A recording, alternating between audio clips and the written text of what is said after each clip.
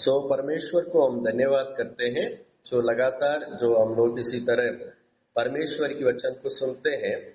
आज रूत की किताब में से नवोमी जो रूत की सास है या मदर इन लॉ है, उनके बारे में आज हम लोग परमेश्वर की वचन से सीखेंगे। ओके, ये नवोमी का क्या मतलब है? नवोमी का मतलब होता है प्लेसेंट और जेंटल।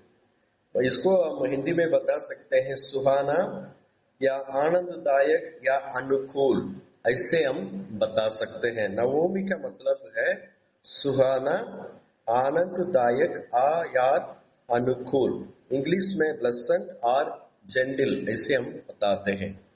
तो इसका क्या मतलब है? नवोमी जो थी वो यानी उसके जो नाम का मतलब है वो बहुत मीठी स्वभाव की थी। सभी लोग उनसे मिल सकते थे, बात कर सकते थे। ऐसे एक अच्छे एक गुणों वाली महिला को ये नाम दर्शाती है। आप जब रूत की किताब को पढ़ेंगे, जैसे इनके नाम का जो मतलब मीठा है या सुहाना है या आनंददायक है, उसके अनुसार नवोमी ऐसे ही स्वभाव की एक महिला के रूप में पाई जाती है। तो आज इस नवोमी के जीवन में से हम जल्दी जल्दी दो बातों को आज हम लोग सीखने का प्रयास करेंगे। आप में से कितने लोग इस वचन को सुनते हैं? जरूर आप इसका यानी लिखिए, समझिए, जरूर दूसरों को सुनाइए। जब हम दूसरों को सुनाते हैं तो हम भी आशीषित होते हैं, वो सुनने वाले भी आशीषित होंगे। प्रयास करिए, आपके परिवार है या कोई अन्य विश्वासी है, उनको जरूर इस बातों को उन लोगों तक पहुंचाइए। मेरा नाम लीजिए, ऐसा कोई जरूरत नहीं है आप हमारा नाम लेने का, पर प्रभु की बातों को दूसरों को बताइए, इस कहानी को बताइए, ताकि कहीं ना कहीं कोई एक बात उनके लिए आशीष का कारण हो सकता है। ठीक है, नवोमी के जीवन में से हम लोग दो बातों को सीखेंगे। पहला है सी was A godly woman. C was A godly woman, वो परमेश्वर से भक्ति करने वाले महिला थी। जो नवोमी है, रूत की सास है, वो वास्तव में एक सास, एक मदर इन लॉ कैसे रहना है उसके लिए एक अच्छे उदाहरण है। पिछले दिनों में मैं उत्पत्ति के किताब में और मेरी मिसेस दोनों पढ़ रहे थे, तब मैंने उनसे कहा जो बहुएं नूह जैसे ससुर को पाए हैं, ऐसे बहू धन्य है। यानी जो बहू नूह जैसे ससुर को पाए हैं वो धन्य है, वैसा ही जो बहू नवोमी जैसे ससुर यानी सास को पाई है वो लोग भी धन्य है। हालेलुया।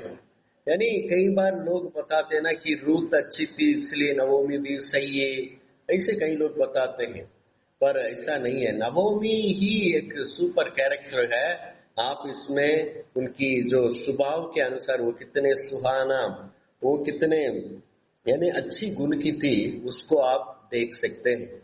उसका पहला है, नवोमी जो थी वो परमेश्वर से भक्ति करने वाले महिला थी। अब मेरे साथ पढ़िए पहला अध्याय, उसका वचन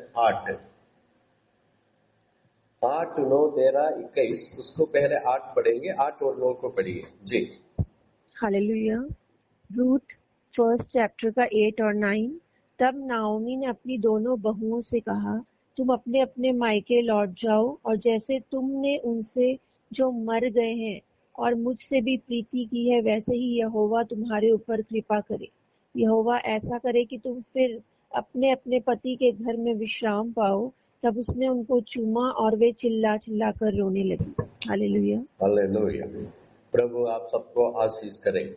आप इसके बाद 13 वचन को पढ़िए। 13 वचन, तो भी क्या तुम उसके सियाने होने तक आशे लगाए ठहरी रहती है और उनके निमित्त पति करने से रुकी रहती है। हे मेरे बेटियों, ऐसा ना हो, क्योंकि मेरा दुख तुम्हारे दुख से बहुत बढ़कर है। देखो, यहोवा का हाथ मेरे विरुद्ध उठा है। और उसके बाद 21 वचन 21st वर्ड, उसमें क्या लिखा है? मैं भरी पूरी चली गई थी, परंतु यहोवा ने मुझे चूची करके लौटाया है। इसलिए जबकि यहोवा ही ने मेरे विरुद्ध साक्षी दी और सर्वशक्तिमान ने मुझे दुख दिया है, फिर तुम मुझे क्यों नवोमी कहती हो? और उसके बाद दूसरे अध्याय उसके वचन 20, नवोमी ने अपने बहू से कहा, वह यहोवा की ओर से आशीष पाए, क्योंकि उसने ना तो जीवित पर से और ना मरे हुओं पर से अपनी करुणा हटाई। हालेलुया। तो मैंने ये क्यों पढ़ा है, इसमें आप देखेंगे यानी लगभग 5 बार नवोमी बार बार यहोवा परमेश्वर का नाम लेती है। ठीक है, जब लोग खुश रहते हैं, उनके चारों तरफ अच्छा है, उनके जीवन में कोई दुख नहीं है, परेशानी नहीं है, सभी लोग परमेश्वर के नाम को तो ले लेते हैं। पर जब जीवन में परेशानी आती है, दुख आती है, जैसे वो चाहते हैं वैसे सब कुछ नहीं होता है, तब कई लोग परमेश्वर का नाम लेना भूल जाते हैं, प्रार्थना करना भूल जाते हैं, परमेश्वर के साथ जुड़े रहना भी छोड़ देते हैं। पर आप नवोमी को देखिए, उनकी पति उनको क्या करता है, वहां एलीमेलेक अपने बेथलेहेम से उनको लेके जाता है मोवाब देश में। मोवाब देश जो है वो अन्य देश है कि वहां ये लोग परदेशी के रूप में रहते हैं। वहां वो लोग जो मोवाब के लोग हैं, वो लोग दुष्ट लोग थे, वो लोग परमेश्वर को जाने हुए लोग नहीं थे। पर ऐसे लोगों के बीच में ये नवोमी है, परमेश्वर को भक्ति करती थी, परमेश्वर के ऊपर जो अपने भरोसा है उसको वो चालू रखती थी, कहीं भी वो परमेश्वर से दूर नहीं हुआ है। जब देखिए ना, इसे बताते हैं जो हमारे हृदय में है वही हमारे मुंह से निकलता है। जो हमारे हृदय जब परमेश्वर की भक्ति में भरा हो, जब हमारे हृदय परमेश्वर से जुड़ा हो, हमारे मुंह से भी परमेश्वर की बातें बार बार निकल के बाहर आती है। तो यहाँ भी हम इसी बात को हम देखते हैं कि नवोमी इन 5 जगह में, इस 5 वचन जो हम देख रहे थे, इसमें हम उनके अच्छे गुणों को हम देखते हैं। वो परमेश्वर से भक्ति करने वाली थी, वो परमेश्वर के ऊपर जो उनकी भरोसा है, उनकी भक्ति है, उससे वो अलग नहीं हुआ है। हम 1:13 में क्या पढ़ रहे हैं? 1:13 में हम क्या पढ़ रहे थे? तो भी क्या तुम उसके सियाने होने तक आसे लगाए ठहरी रहती है और उनके निमित्त पति करने से रुकी रहती है? मेरी बेटियां, ऐसा ना हो, क्योंकि मेरा दुख तुम्हारे दुख से बहुत बढ़कर है। देखो, यहोवा के हाथ मेरे विरुद्ध उठा है। यानी वो कहती है, नवोमी कहती है, जो कुछ मेरे जीवन में हुआ है ये परमेश्वर के अनुमति से, परमेश्वर ऐसे मेरे जीवन में इस घटना को लेके आया। मीन्स नवोमी समझती है परमेश्वर की हाथ उनके विरुद्ध में, मतलब जो परिस्थिति में आज नवोमी है, वो परिस्थिति परमेश्वर ने उनके जीवन में लेके आया। पर उस परिस्थिति में भी नवोमी परमेश्वर के विरुद्ध कुछ नहीं बोलती है। वो कहती है, परमेश्वर की हाथ मेरे विरुद्ध है, बेटे आप लोग मेरे साथ मत आओ। क्या पता है क्या कारण है, मुझे मालूम नहीं। परमेश्वर ने मेरे पति को भी ले लिया, मेरे बच्चों को भी ले लिया, कोई बात नहीं, पर तुम भी मेरे साथ दुख नहीं उठाओ। ऐसे क्या करती है, अपने बहुओं को सलाह देती है। यानी देखिए, उनकी मुंह परमेश्वर के भक्ति से भरा हुआ था, इसलिए वो क्या करती है, इसी तरह बातें करती है। आप दूसरा आप देखिए, मुझे बड़ा आश्चर्य लगता है जब ऐसे इसी तरह वार्तालाप होती है, उस वार्तालाप में रूत भी क्या करती है, परमेश्वर की नाम को लेती है।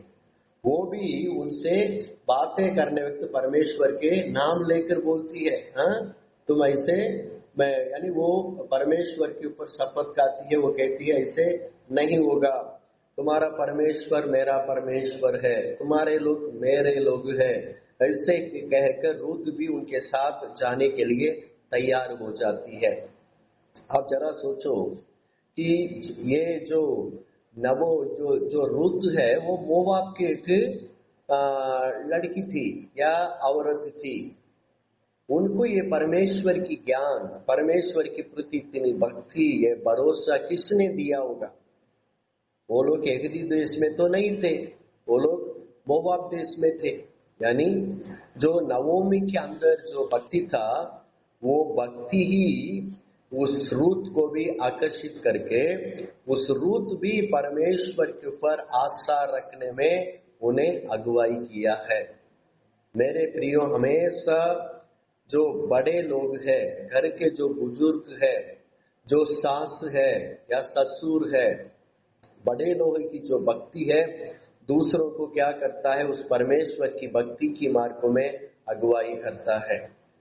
जैसे बड़े लोग होते हैं वैसे ही उनके बच्चे होते हैं, उनके परिवार होते हैं, क्योंकि दूसरे लोग, बहू हो या बच्चे हो, वो बड़े लोगों से सीखते हैं।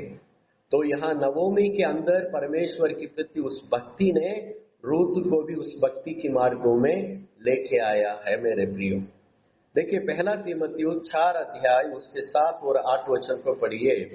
पहला तीमुथियुस 4 अध्याय उसका 7 और 8 वचन को सभी निकालिए प्लीज, पढ़ेंगे इस वचन को। पहला तीमुथियुस 4 अध्याय उसका 7 और 8 वचन जी। हालेलुया। फर्स्ट तिमुथियुस 4 चैप्टर 7 और 8।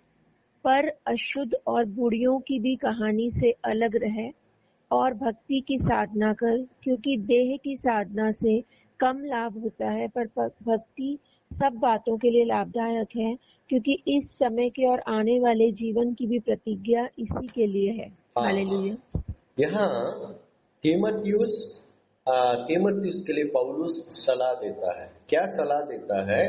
2 प्रकार की साधना है। आप अंग्रेजी बाइबल में लिखेंगे तो ट्रेनिंग ऐसे लिखा है, यानी ट्रेनिंग, 2 टाइप ऑफ ट्रेनिंग ऐसे लिखा है। तो यहाँ हिंदी में साधना लिखा है, ठीक है। आप इसको सरल शब्द में हम कसरत समझ सकते हैं, एक्सरसाइज कह सकते हैं।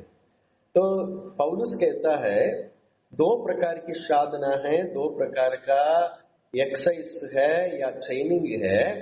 एक है देह की साधना है, दूसरा है भक्ति की साधना है। एक है देह की ट्रेनिंग है, दूसरा है भक्ति का ट्रेनिंग है। जो देह की साधना है उससे कम लाभ होता है। ये क्या है? जब सुबह उठेंगे, कई लोग एक्सरसाइज करते हैं, वॉकिंग करते हैं, जिम जाते हैं, कई तरह अपने शरीर को फिटनेस में रखने के लिए बहुत कुछ करते हैं। पर दूसरा है जो भक्ति की एक्सरसाइज। भक्ति का एक्सरसाइज क्या है? परमेश्वर के साथ जुड़े रहना, परमेश्वर के ऊपर भरोसा रखे रहना, प्रार्थना करना, बाइबल पढ़ना, परमेश्वर के मंदिर में जाना, ये परमेश्वर की बातों को दूसरों लोगों तक पहुंचाना, ये भक्ति का एक्सरसाइज है। दोनों है। जब जो शारीरिक प्रकार से जो भी एक्सरसाइज है उससे कम लाभ होता है। क्या कम लाभ है? जब हम एक्सरसाइज करेंगे, वॉकिंग करेंगे या डाइट में रहेंगे, जो कुछ करेंगे तो हम शरीर में ठीक है, हम अच्छा रह सकते हैं। पर एक दिन क्या होना पड़ेगा? मरना तो पड़ेगा। पर जो भक्ति है, जब हम भक्ति की साधना करते हैं, भक्ति का एक्सरसाइज करते हैं, तो वो क्या करता है? इस जीवन को भी आशीष करता है और आने वाले जीवन को भी आशीष करता है। क्योंकि अभी भी हम अच्छे रहेंगे और आने वाले समय में मुक्ति को क्या करेंगे? हम लोग प्राप्त करेंगे। ऐसे इधर पौलुस तीमुथियुस के लिए सलाह देता है। देखिए, नवोमी 10 साल मोवाब देश में रही, अपने पति को खोई, दोनों बेटे उनसे दूर हुआ, फिर भी वो महिला अकेले है, दो बहुओं को रखकर संभालती है। परमेश्वर के ऊपर जो उनकी भक्ति है, उस भक्ति को उन्होंने बना के रखा। उस भक्ति से वो बाहर नहीं आई है। चलो यहाँ तो कोई नहीं है, हाँ? मैं तो मोवाब देश आ गया, चलो भाई कैसे भी मन की इच्छा के अनुसार जीवन बिताए, ये ईश्वर को छोड़ दो, क्या मतलब है, इन्होंने तो मेरा जीवन को ही खराब कर दिया, मुझे आशीष नहीं किया है। तो ऐसे उन्होंने परमेश्वर से नाराज नहीं हुई, परंतु परमेश्वर के ऊपर अपने भक्ति को रखी रही। इसी तीमुथियुस का पहला तीमुथियुस 3 अध्याय वचन 9 और 10 को पढ़िए। हालेलुया। जी। 1 Timothy 3rd chapter 9 और 10। पर विश्वास के भेद को शुद्ध विवेक से सुरक्षित रखें। दूसरा अध्याय का 9 और 10। 2nd chapter 8 और 9, 9 और 10, जी। 9 और 10। वैसे ही स्त्रियां भी संकोच और संयम के साथ सुहावने वस्त्रों से अपने आप को संवारे, न कि बाल गूंथने और सोने और मोतियों और बहुमोल कपड़ों से, पर भले कामों से, क्योंकि परमेश्वर की भक्ति करने वाली स्त्रियों को यही उचित भी है। हालेलुया। तो पर भले कामों से, क्योंकि परमेश्वर की भक्ति करने वाली स्त्रियों का ये ही उचित भी है। यानी यहाँ तीमुथियुस क्या कहते हैं, एक महिला जो है उनके अंदर परमेश्वर के प्रति भक्ति होना चाहिए। वो भक्ति सिर्फ बाहरी रूप से नहीं, कार्यों से दिखना है। कई लोग क्या है, परमेश्वर के प्रति की जो भक्ति है उस भक्ति को बाहरी रूप से दिखाते हैं, बार बार हालेलुया बोलेंगे, नहीं तो सफेद कपड़ा पहन लेंगे, कुर्स पहन लेंगे गले में। इससे कई प्रकार जो भक्ति का वो लोग प्रकट करेंगे, पर कार्य से उस भक्ति को वो लोग दिखाएंगे नहीं। पर इसलिए पौलुस कहता है कि पर भले कामों से अपने भक्ति को प्रकट करें। आप नवोमी के जीवन में देखेंगे, वो मुंह से ही नहीं, अपने भले कामों के द्वारा भी परमेश्वर के ऊपर जो उनकी भक्ति है उसको क्या करती है, नवोमी प्रकट करती है। तो हमें हमारे जीवन में परमेश्वर के प्रति जो भक्ति है उसको प्रकट करना है। कैसे भी हो परिस्थिति, उस भक्ति को हमें बना के रखना है। जब इसके नकारात्मक बातों की ओर आप देखेंगे, अय्यूब की पत्नी को देखिए। जब अय्यूब के जीवन में यानी दुखित घटना घटी, तब अय्यूब की पत्नी ने क्या बोली अय्यूब से कि तुम क्यों अभी तक उस परमेश्वर को मानते हो, तुम उनको छोड़ दो, उनको शराब दो, उनको छोड़ दो। ऐसे वो अपने पति को सलाह देकर पति से चले जाती है। तो देखिए ना, अय्यूब की पत्नी की जब पति के जीवन में कुछ घटना घटी, दुखित बात उनके जीवन में आने लगा, तुरंत उस भक्ति की मार्ग से क्या करने लगी, वो अलग हो गई। पर हम नवोमी को देखते हैं, वो भक्ति के मार्ग से अलग नहीं हुआ, भले ही वो परदेश में रही, जो प्रभु को नहीं जानते ऐसे लोगों के बीच में रही, तो भी परमेश्वर के प्रति अपनी भक्ति को, यहोवा परमेश्वर के ऊपर अपने भरोसा को उन्होंने बना कर रखी है। तो उसका प्रतिफल भी परमेश्वर ने उनको दिया है।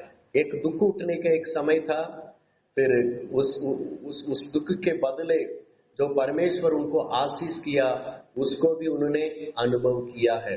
परमेश्वर ने आगे जाकर उस नवोमी को आशीष दिया है।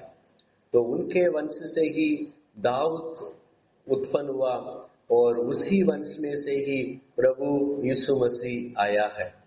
तो प्रियो, तो हमें भी परमेश्वर के प्रति जो भक्ति है उसको बना के रखना जरूरी है। और दूसरी बात, नवोमी कैसे थी, पहले हमने पढ़ा she was a godly woman, वो परमेश्वर से भक्ति करने वाली महिला थी। नवोमी जो थी वो परमेश्वर से भक्ति करने वाली महिला थी। दूसरा है सी वाज ए फ्रेंडली वुमन। दूसरा है सी वाज ए फ्रेंडली वुमन। वो एक मिलनसार स्वभाव की थी, वो एक मिलनसार महिला थी। जो नवोमी थी वो एक मिलनसार महिला थी। She was a friendly woman. Hallelujah. प्रभु आप सबको आशीष करे। प्रियो, ये यानी मैं बार बार कहता हूँ, रूत की किताब को आप पढ़ेंगे, इन लोगों की जो अच्छे गुण हैं एक दूसरों को, यानी मैं बड़ा हूं तू बड़ा है, इसी तरह आपस में इनकी जो अच्छी कैरेक्टर को लड़ते हुए आप देख सकते हैं कौन इनमें जीत रहा है। ऐसे सभी अपना अपना कैरेक्टर को बहुत अच्छी तरह निभाते हैं। आप रूत को देखिए, रूत बढ़िया एक अपने कैरेक्टर को दिखाती है। जब आप बोवाज के पास आते हैं तो बोवाज भी अपने अच्छे कैरेक्टर को बढ़िया दिखाते हैं।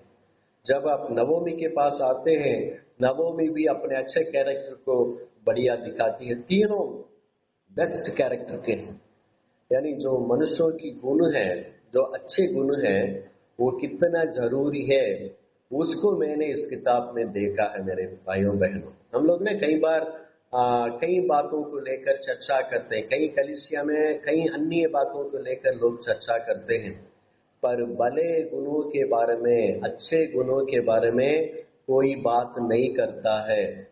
पर अच्छे गुण, भले गुण ही सबसे जरूरी है। हम कितना प्रभु के लोग हैं, ये हमारे भले गुणों के द्वारा ही दिखाई देती है। हम केवल बड़ी बड़ी बातें करने से नहीं बनता है, हमारे भले अच्छे गुण हमारे कैरेक्टर के द्वारा दिखना चाहिए। अभी मैं गुजरात में हूँ, गुजरात में ना, तो अभी तो मैं जिस जगह में हूँ नया आया हूँ, ठीक है।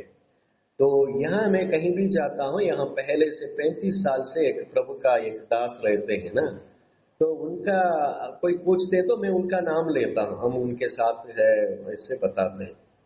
यानी किसी से भी बात करते हैं, मैं उनका नाम मैं नहीं बता सकता हूँ। उस प्रभु के दास का नाम लेने के बाद लोग यानी अच्छी तरह हमसे बातें करते हैं, उनका लोग तारीफ करते हैं। देखिए 35 इयर्स वो एक ही जगह में प्रभु का काम करता है, वो है मिशनरी है, ठीक है। उनका देखिए गुण को देखिए, मैं इसलिए बताता हूँ, गुण है ना, कई बार लोग पैसा को कमाने के लिए, बड़े बड़े घर बनाने के लिए, कई अन्य बातों में अपने आप को डेवलप कराते हैं, पर वो हमेशा बने नहीं रहता है। पर जो अच्छे गुण है वो हमेशा बने रहता है, वो लोगों से बातें करता है। तो इसलिए अच्छे गुणों के बारे में आज हम देख रहे हैं। नवोमी पहले परमेश्वर के ऊपर भक्ति करती थी, उस भक्ति को वो काम के द्वारा, मुंह के द्वारा, दोनों में उन्होंने प्रकट करी।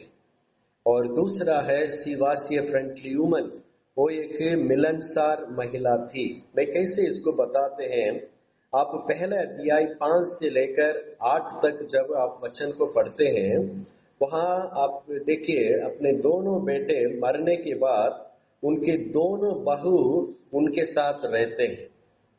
देखिए ना, आमतौर पे ऐसे होता है ना, वो दोनों अन्य यानी गैर यहूदी महिला है, यानी ओरपा हो या रूत हो, दोनों उनके बेटे से शादी किया। जब उनके बेटे मर गया तो आमतौर पे क्या करते, वो लोग तो कुंवारी लड़की थी दोनों, वो दोनों क्या करते, चलो उनका तो कोई है नहीं, अभी इनके साथ रहकर क्या करना है, वो भी किसी से शादी करके चले जाते या छोड़ जाते। पर हम देखते हैं ये दोनों उनके साथ बने रहते हैं। आप 1:8 पढ़िए, रूत 1:8, रूत के किताब 1:8 पढ़िए। हालेलुया। रूत 1 चैप्टर का 8 वर्स। तब नाओमी ने अपनी दोनों बहुओं से कहा, तुम अपने अपने मायके लौट जाओ, और जैसे तुमने उनसे जो मर गए हैं और मुझसे भी प्रीति रखी है, वैसे ही यहोवा तुम्हारे ऊपर कृपा करे। हालेलुया। यानी इनका जो वार्तालाप को, कॉन्वर्सेशन को आप देखिए, कैसे लोग बातें करते हैं, कैसे ये शब्द को ये इस्तेमाल करती है, आपको इस सबको देखना है ना। हम इसको आप ऊपरी से हम पढ़ेंगे ना, इस बातों को हम समझना बहुत यानी कठिन है। वो देखिए ना कैसे अपने दोनों बहुओं से बात करती है, कैसे उनकी भलाई के बारे में वो सोचती है। देखिए ना कैसे वो शब्दों को इस्तेमाल करती है, उसको आप देखिए। और उसके बाद आप वचन 19 और 20 को पढ़िएगा इसी अध्याय का, the same chapter verse 19 and 20। हाँ हालेलुया। रूथ फर्स्ट का 19 और 20। अतः वे दोनों चल निकली और बेतलहम पहुंची। उनके बेतलहम में पहुंचने पर सारे नगर में उनके कारण हलचल मच गई और स्त्रियां कहने लगी, क्या यह नाओमी है? उसने उनसे कहा, मुझे नाओमी न कहो, मुझे मारा कहो, क्योंकि सर्वशक्तिमान ने मुझको बड़ा दुख दिया है। हालेलुया। यानी ठीक है, अपने बहुओं से तो अच्छे से बात करती है, सही बात है। पर जब 10 साल के बाद बड़ी दुख के साथ यानी जाने वक्त अपने पति के साथ दोनों बेटों के साथ गई है, आने वक्त एक बहू को संग लेकर वो बेतलेहम लौटती है। लौटने से हिंदी बाइबल में सारे यानी हलचल मच गया बेतलेहम में, इसे लिखा है ना। पर आप तमिल और अंग्रेजी बाइबल में देखेंगे ना, वहां लोग आकर उनसे पूछते हैं, क्या तुम नहोमी है? तुम कैसे बदल गए हो?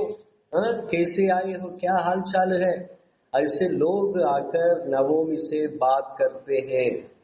आप जरा सोचो, 10 साल के बाद या उससे भी अधिक साल के बाद जब एक महिला अपने गांव लौटती है, उनसे लोग बात करने के लिए संकोच नहीं करते हैं। उनसे आकर लोग आराम से बातें करते हैं, उनसे हाल चाल पूछते हैं, तुम कैसे हो, तुम कैसे इधर ऐसे आए हो, क्या हो गया? ऐसे लोग उनसे बातें करते हैं। और वहां भी हम बहुओं को देखते हैं, बहू और नवोमी के बीच में बहुत बढ़िया कॉन्वर्सेशन हो रही है। ये उनको सलाह देती है, वो लोग इनको सलाह देते हैं, एक दूसरों को क्या करते हैं, चुमा देते हैं। ठीक है, चुमा देना वहीं की रीति हो, फिर भी उन दोनों के बीच में उस फ्रेंडली रिलेशनशिप को आप देखिए। वो बहू और सास में उस मित्रता को देखिएगा, उस फ्रेंडली उस नेचर को आप देखिएगा कि वो कितने आपस में मिलनसार थे। एक दूसरे से गुस्सा के साथ क्रोधित होकर कोई बात नहीं करता है। ये बेटी शब्द इस्तेमाल करती है। यानी मैं कहता हूं, रूथ जो नवोमी को नहीं छोड़ी है, उसका कारण इस नवोमी का एक गुड कैरेक्टर है। इनकी जो मित्रता है, इनकी जो अच्छे स्वभाव ही रूथ को इनके साथ पकड़ के रखी है। उनके साथ वो आने के लिए भी तैयार हुआ है। जब ये यहूदी देश में ये वापस आ रही है नवोमी, वहां के गांव के लोग आगे आकर इनसे बातें करते हैं, संकोच नहीं करते हैं। आप इसी रूथ के 4 अध्याय उसका 14 और 15 को पढ़िए, वचन 14 और 15 वचन को। हालेलुया। सिर्फ ये कि 14 का एक पहले लाइन को पढ़ेंगे जी। हाँ जी, रूथ का 4 का 14 चैप्टर का ए वर्स। तब स्त्रियों ने नाओमी से कहा, यहोवा धन्य है। बस ठीक है, इतना काफी है। देखिए ना क्या कह रहे हैं, जब यानी रूथ और बोआज के बीच में उन्हें शादी हो जाता है, उसके बाद बच्चे आने लगता है, तब गांव के लोग इनके पास आ रहे हैं, नवोमी के पास आकर नवोमी से क्या करते हैं, बातें करते हैं, उनके साथ आनंदित होते हैं, उनसे आकर मिलके बातें करते। क्या कहते हैं, तब स्त्रियों ने नवोमी से कहा, यहोवा धन्य है। और भी कई बातों को लेकर उनको तारीफ करते हैं। यानी लोग आकर नवोमी से बात करने के लिए संकोच नहीं करते हैं। कारण क्या है, वो एक मिलनसार महिला थी, लोगों से फ्रीली बात करने वाली महिला थी। यानी वो एक फ्रेंडली नेचर रखती थी, लोगों के साथ अच्छे से, यानी उनकी जो नाम की मतलब है सुहाना या मीठास, है ना, तो उसके हिसाब से नवोमी की व्यवहार भी रहा। हमें से कई लोगों का नाम कुछ है, पर उनकी व्यवहार देखो बहुत यानी उसके विरोध में होगा। पर नवोमी के नाम भी और काम भी एक सा था। तो वो बहुत फ्रेंडली नेचर के रखते थे। आप कई महिलाओं को देखिए, बहुत मूडी टाइप का होते हैं। जब उनका मन अच्छा हो, मूड अच्छा हो, वो लोगों से बात करेंगे, नहीं तो वो कब फूटेंगे, कब किसके साथ कौन सा शब्द इस्तेमाल करेंगे, किसको वो क्या करेगी, किसी को भी पता नहीं पड़ता है। पर प्रियो, परमेश्वर के लोगों को ऐसे नहीं रहना चाहिए। लोग हमसे बात